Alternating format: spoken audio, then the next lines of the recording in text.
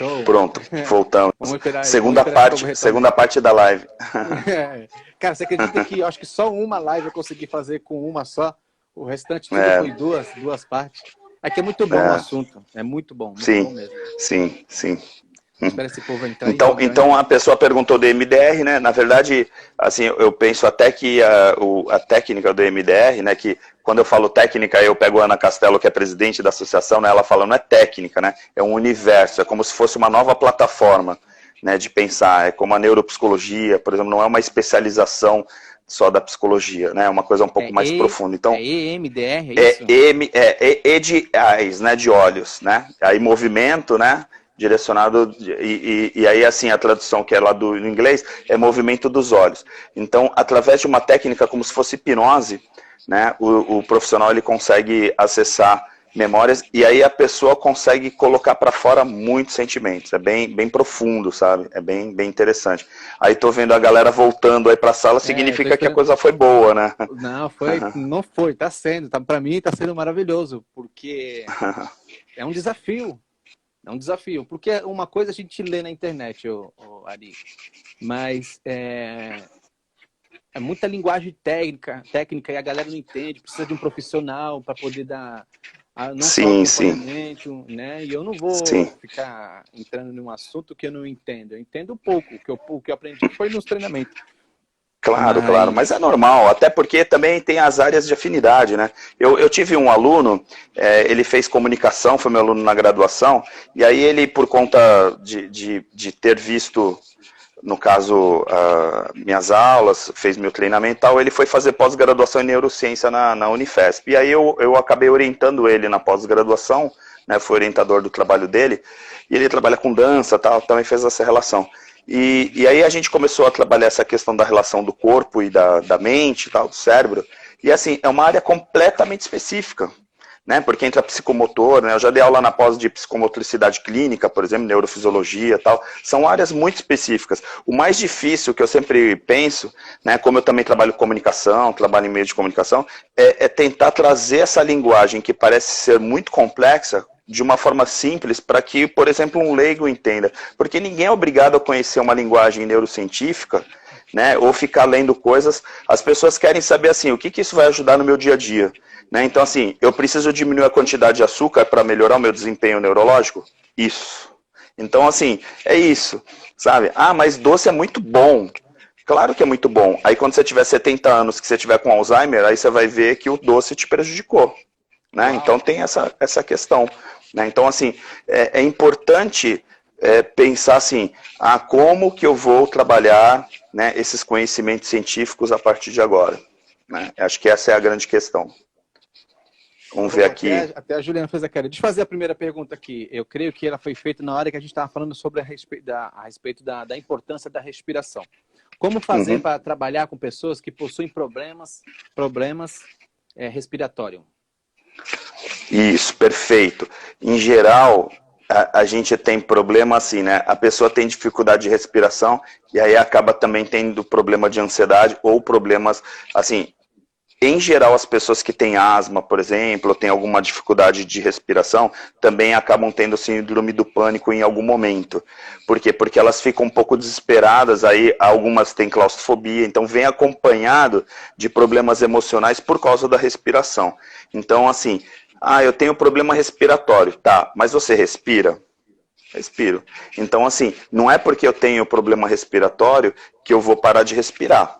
Então, o que a gente precisa fazer? A gente precisa atuar no quadro respiratório. Então, assim, vamos melhorar a respiração para que você melhore, porque quando a gente fala levar oxigênio para o cérebro, né, para um leigo, o que é levar oxigênio para um cérebro? É inspirar pelo pulmão, então o diafragma tem que estar funcionando direitinho, né? Então se você for super obeso e aí você tiver dificuldade com o teu diafragma, logicamente tua respiração é mais ofegante. Então, em geral, uma pessoa que tem uma obesidade mórbida, ela tem maior dificuldade de respiração, então ela está sempre ofegante. O que vai acontecer? Ela vai ter problema cardíaco, ela vai ter problema neurológico, então a memória dessa pessoa vai ser comprometida, ou seja, é um todo, é um sistema, o corpo é um sistema.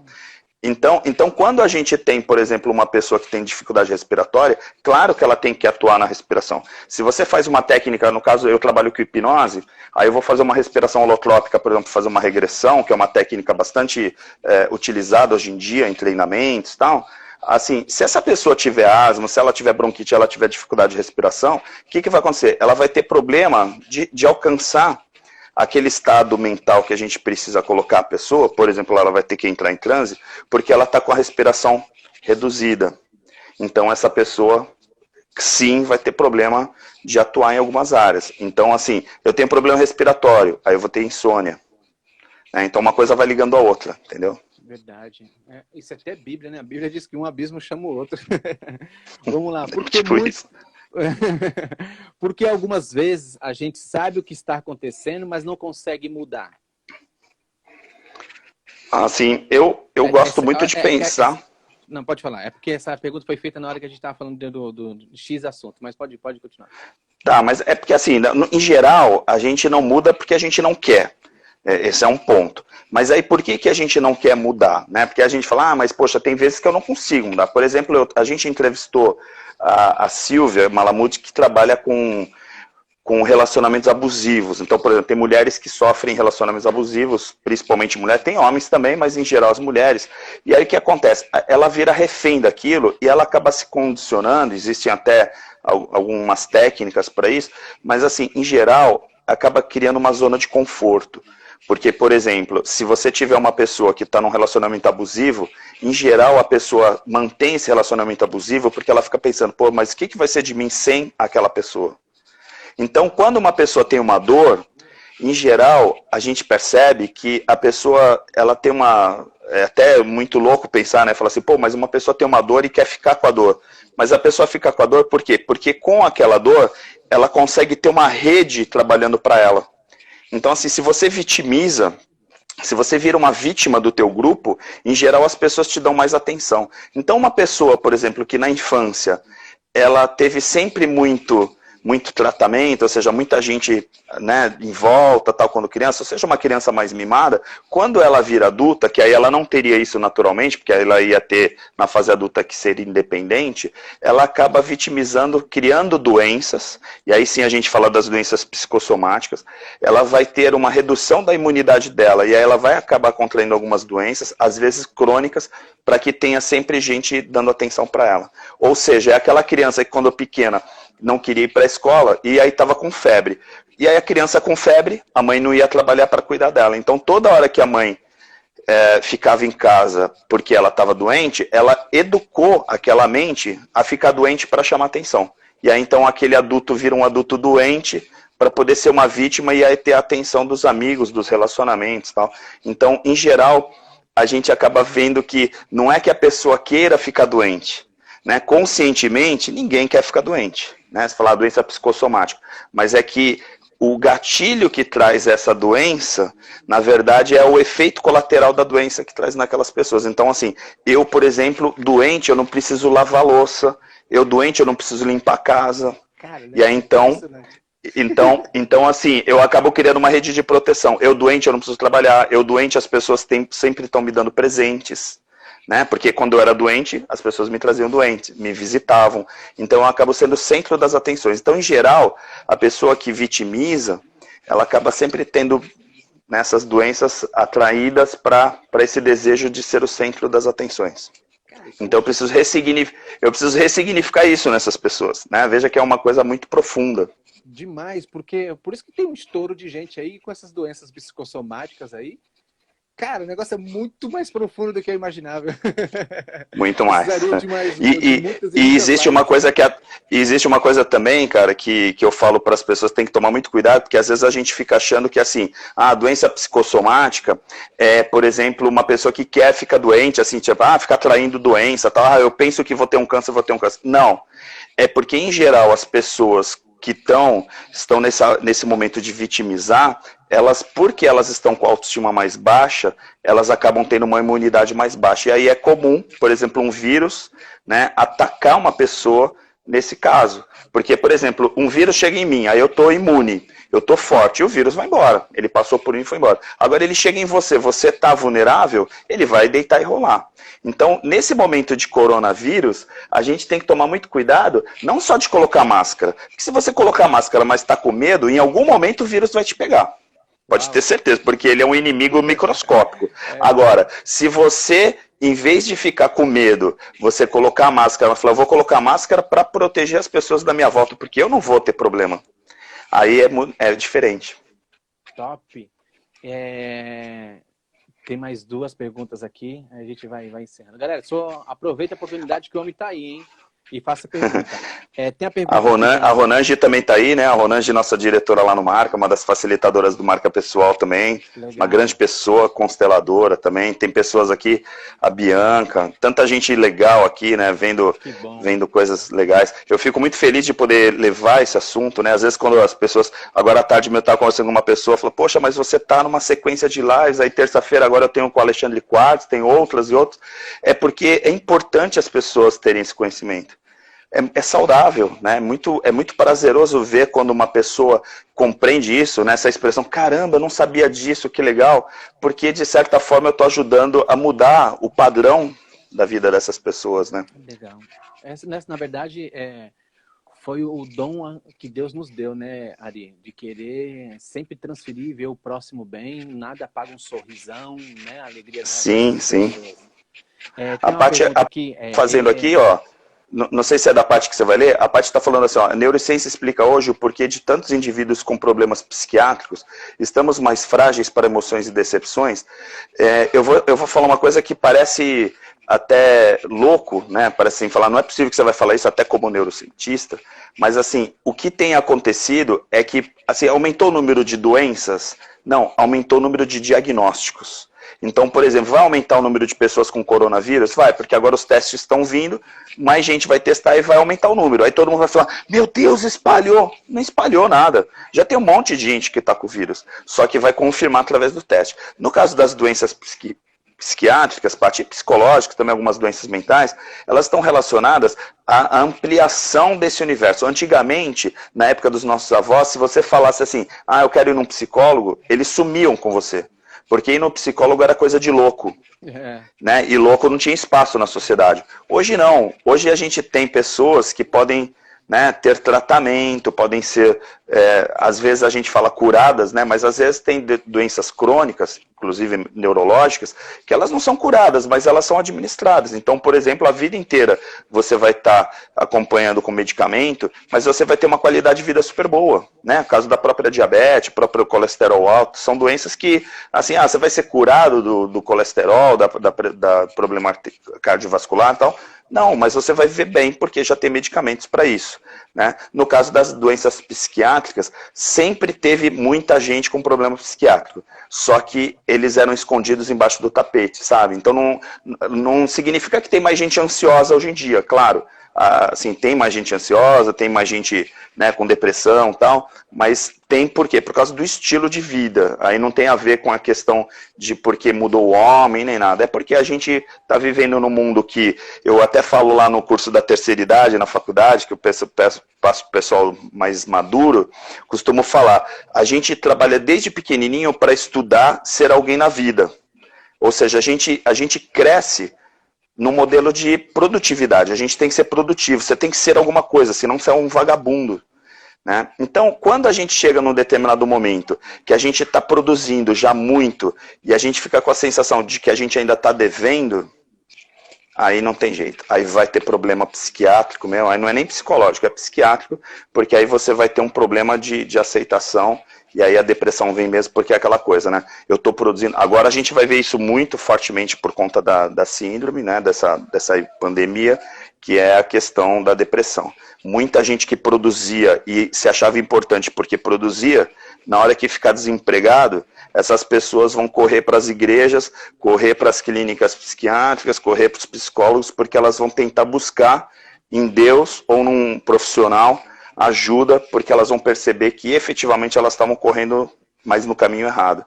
A gente precisa cada vez mais falar para as pessoas em volta da gente, que não adianta ficar pensando que nós somos quem nós produzimos, o que nós produzimos. Nós somos nossos princípios, né? Nós somos nosso propósito. Então, quando a gente fica nessa ditadura de ter que ter tudo, né? De ter que ficar correndo atrás de cada vez ter mais dinheiro, e ter carro, e ter status, tal, ter títulos, ter pós-graduações, ter isso, tudo aquilo, uma hora a corda estoura, porque não é esse o caminho. O caminho da saúde, inclusive a Organização Mundial da Saúde prega, né? A saúde tem que ser uma saúde física, mental, intelectual, financeira, social e espiritual. Então, assim, esse conjunto dessas áreas, desses pilares, é que torna uma pessoa saudável. Se ela fica só correndo atrás da saúde financeira, uma hora ela vai ficar doente. Não sei se te respondi, Paty. Verdade. Sou muito prolixo. Isso entra na parte quando eu falo no treinamento do líder, né? O líder aqui, os compromissos do líder, com Deus, com ele, com a palavra e com a igreja. Ele pode ser muito intenso em um, mas ele vai sequelar o outro. Ele precisa ter o equilíbrio nos quatro.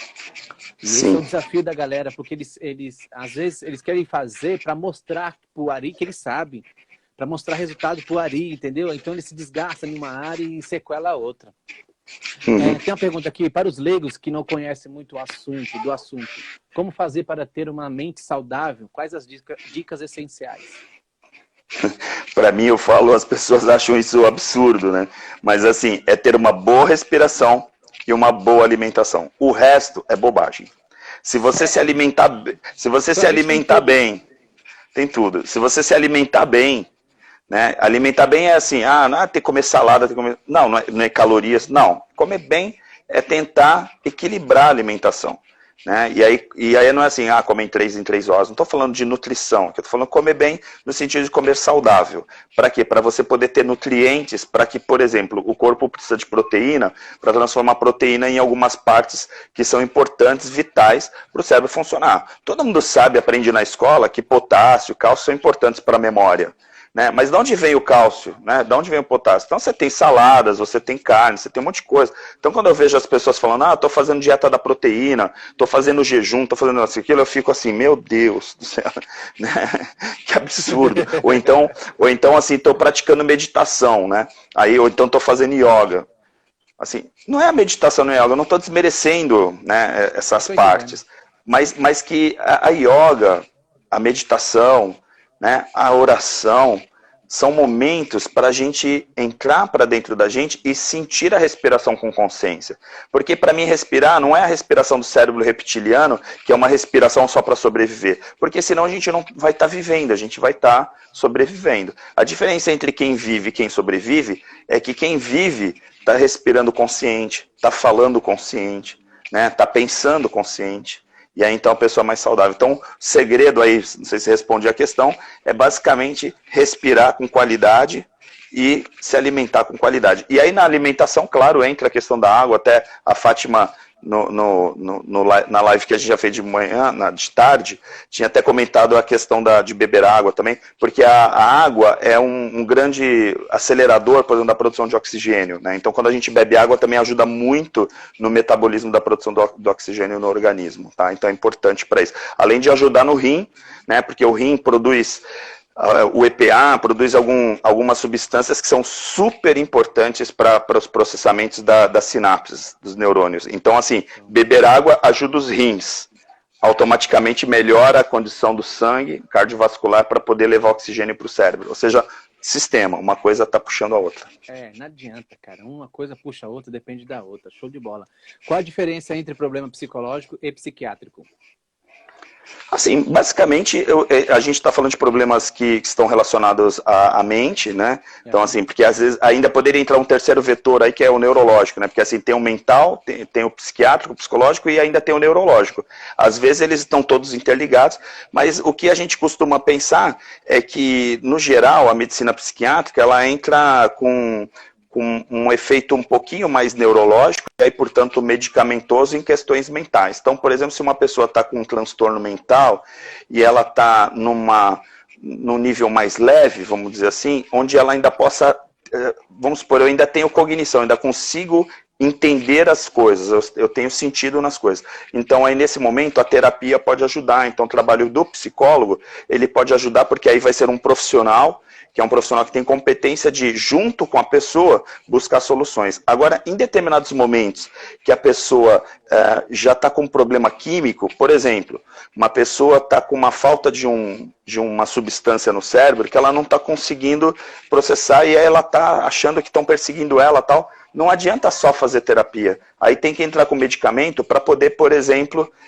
melhorar o quadro de dopamina no cérebro.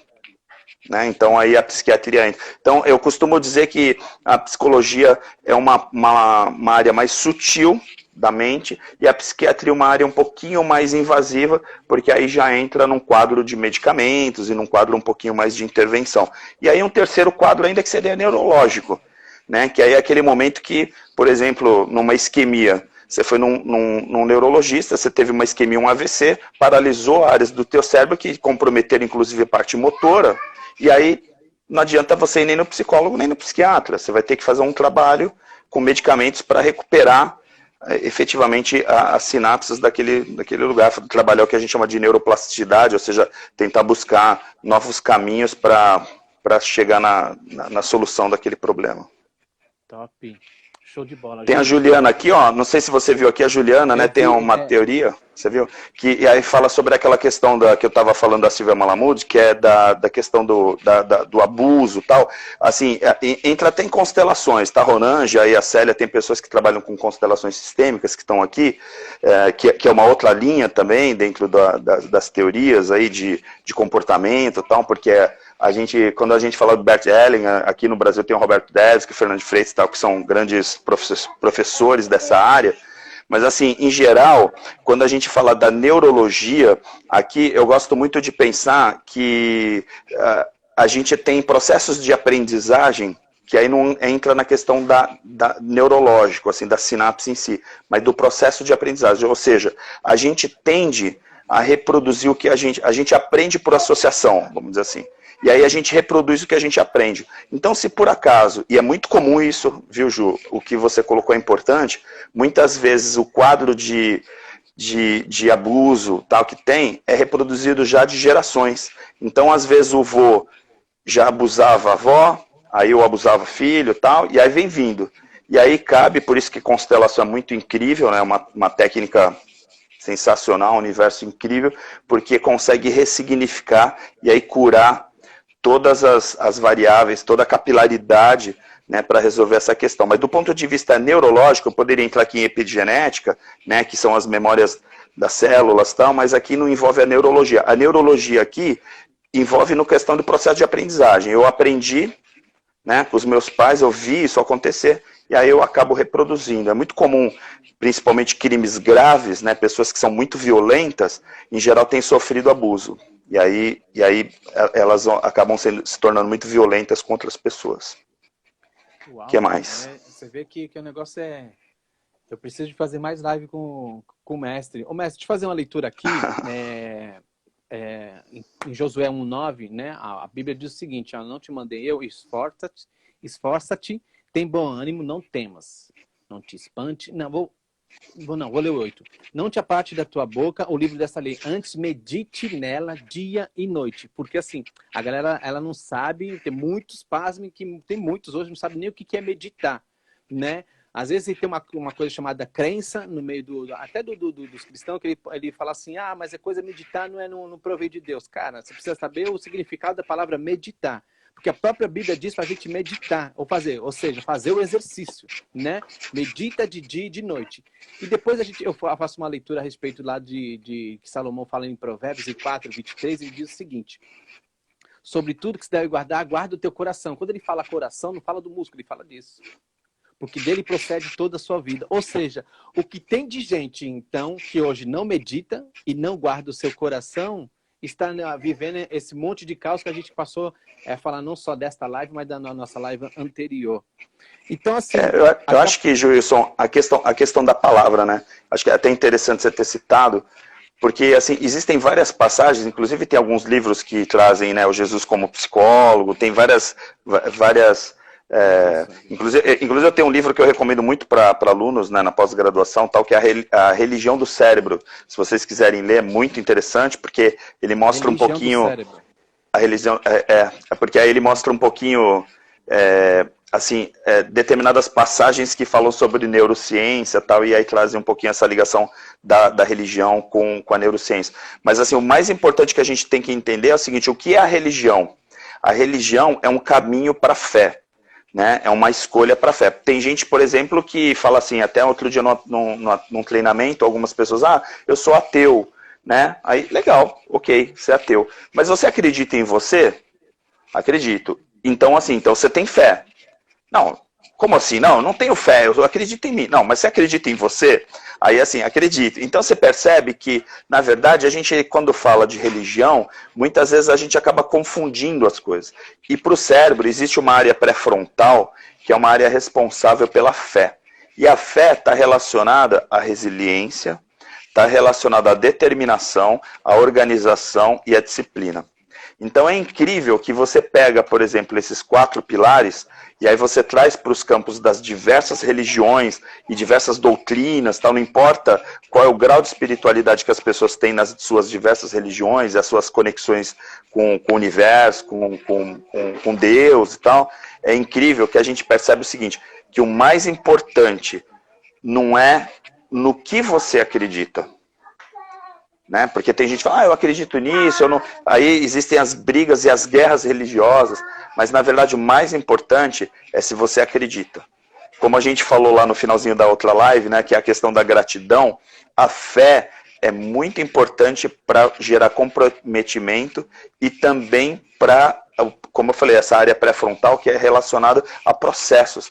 Então, em geral, uma pessoa que ela acredita, que ela tem fé, ela é uma pessoa mais determinada, uma pessoa mais proativa, é uma pessoa... Então, o líder tem que ter muita fé. Não importa se é fé religiosa, não importa qual é o tipo de fé, né? No que ele acredita. Porque a gente entraria num sistema de crenças. Cada um aqui acredita numa coisa. Agora, o importante para a neurociência é você acreditar. Porque quando eu pego pessoas que estão com quadro de depressão, né, com pessoas que estão com problemas, às vezes, de autoestima muito baixa, em geral elas estão assim, Deus me abandonou. Eu fui abandonado. É verdade. Ou seja, a fé dela está -5. Né? E aí ela não está acreditando em coisas básicas, que é, por exemplo, acreditar nela mesma, na capacidade dela. Então, quando você pega uma pessoa que está com -5, e essa pessoa, por exemplo, é convidada para participar de uma célula, participar para uma oração, participar de uma meditação, não importa aqui, né? Eu não vou entrar aqui na questão da religião de cada um, né? E nem da crença de cada um, mas a verdade é que toda vez que essa pessoa entra, independente da denominação, em alguma célula, em alguma religião ou em alguma atividade que comece a trabalhar a fé dela, a autoestima dela se recupera rapidamente. Por isso que o poder da cura nas igrejas, e diversas igrejas trabalham isso de forma até como marketing mesmo, estão relacionadas a essa área pré-frontal. Então eu diria para quem está nos assistindo que o importante não é qual é o salmo que você vai ler todos os dias antes de dormir, nem qual é a passagem que você vai ler quando acordar, ou qual é o Deus que você acredita, ou se você acredita em algum Deus. O mais importante é você entender que você precisa acreditar. Então, como eu falei lá no final da gratidão, aqui também é acreditar. Porque aí quando você acredita em alguma coisa, aí a tua autoestima começa a subir. E o que faz a acreditar? Por incrível que pareça, quando uma pessoa começa a produzir a fé, essas pessoas em geral, elas têm adrenalina. Quando você vai num culto, por exemplo, de uma bola de neve, em alguma religião que tem os cultos mais fortes, você percebe naquele universo, né, uma energia ali, uma vibe, que é o que aquilo é adrenalina. É incrível, mas como em determinados momentos de um culto, no caso se for católico, lá de uma missa tal, a gente percebe essa produção de adrenalina. E que é super importante para a gente ter essa coisa do sangue nos olhos. A gente precisa de adrenalina. Tem gente que acha que a adrenalina é ruim, porque traz estresse e tal. Não, a adrenalina, né, nessa medida, na adrenalina saudável, é super importante para a gente realizar as coisas. Então, vá para uma igreja, vá para alguma coisa que você acredita e vá lá produzir a tua adrenalina, que você vai ver que a tua qualidade de vida também vai melhorar bastante. Uau, é por isso que a maioria das pessoas, né, elas procuram a igreja, né, como a gente costuma falar que a igreja é um hospital, né? Tem um monte de problemas para resolver um monte de coisa. Embora que a crença, né, ela entra neste momento. Mas quando você falou a respeito da fé, né, e falou você falou de 3 pilares, foi 3, né? Acho que é perseverança, você falou. Determinação, comprometimento e tal. Tudo isso aí. E a fé, né, ela te impulsiona mesmo para frente. Você é trazer o futuro para o presente, né? É sempre a definição que eu dou a respeito de fé. A fé é você trazer o futuro para o presente e celebrar como o passado fosse. Ou seja, cara, aquilo ali começa a te motivar, você acredita, você vai para cima, né? Não, vou conseguir sim. Caramba, é um negócio... Na verdade, a minha mente já abriu. Mestre, eu sei que a galera tem muitas coisas para falar, mas não vou tomar muito do seu tempo, só 2 coisas. No meio do ano, na verdade, eu estou montando um treinamento para líderes, né? Os líderes daqui. Queria muito a sua presença. Depois no WhatsApp a gente conversa, né? Para poder fazer esse treinamento aqui com eles. O treinamento é relacionado à inteligência emocional. Mas é só para líderes aqui que eu vou fazer. Trazer você, a Marcele, né? E a gente faz esse treinamento. E para a gente encerrar, você falar um pouquinho da marca pessoal, né? Que eu sei que ela é muito importante. E você faz aí o seu merchan do marca pessoal, que eu sei que é muito bom. Conheço muitas pessoas. Eu não fiz ainda, mas Marcele fez, né? A galera que se formou comigo em Master também fez, mas eu não tive esse momento ainda. Ainda terei. Fala um pouquinho da marca pessoal pra gente, antes de encerrar. Como é que funciona? O marca é uma experiência, né? Uma imersão que as pessoas vão passar um final de semana com a gente. A gente trabalha num lugar que é a Fazenda Recanto das Águas, que é a nossa sede lá. A gente leva as pessoas, é um grupo de pessoas onde a gente trabalha uma série de dinâmicas, né? Então a gente trabalha, eu particularmente trabalho com a hipnose ericksoniana, a gente faz regressão, renascimento, algumas técnicas que são relacionadas a esse ressignificar coisas, né? E aí, entre outras atividades, aí trabalha com respiração holotrópica, a gente ensina uma série de técnicas de respiração, mas também trabalha relações interpessoais, comunicação, é uma somatória, né? Um conjunto de dinâmicas que fazem com que as pessoas se conheçam um pouquinho melhor. Eu acho que esse caminho, né, até para falar do marca, mas também para fechar um pouco aqui a live, eu acho que, e já agradecer a oportunidade que a igreja aí você deu, né, no momento que você está formando líderes, eu acho que, e eu tinha falado isso também na live de tarde com o Roberto, eu acho que a gente tem uma obrigação de multiplicar, a gente precisa e é fundamental multiplicar conhecimento. Então não adianta a gente também querer convencer as pessoas só pela persuasão, a gente tem que ter fundamentação. Então toda vez que a gente termina uma nova pós-graduação, ou termina um novo treinamento, né, ou uma nova live, né, essa live aqui, por exemplo, eu estou passando um pouquinho do conhecimento, mas também aprendendo com as perguntas, né? Então a gente troca, esse compartilhar é importante, mas é fundamental que a gente multiplique isso cada vez mais,